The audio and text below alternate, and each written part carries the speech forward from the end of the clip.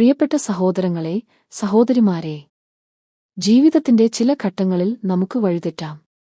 ലഹരിയുടെ പിടിയിൽ പെട്ട് ജീവിതം തകരാറിലാകുന്നവരും നമ്മിൽ ഉണ്ടാകാം.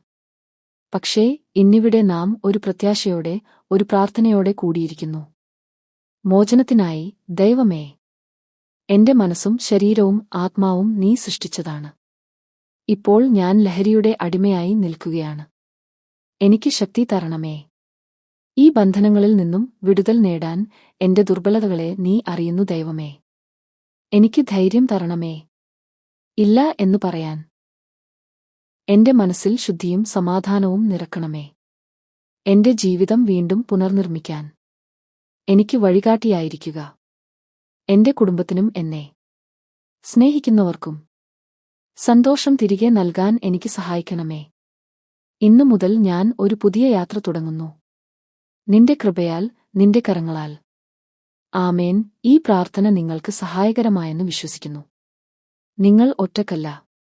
ദൈവം നിങ്ങളോടൊപ്പം ഉണ്ട്. ഈ വീഡിയോ മറ്റുള്ളവരുമായി പങ്കുവെക്കൂ.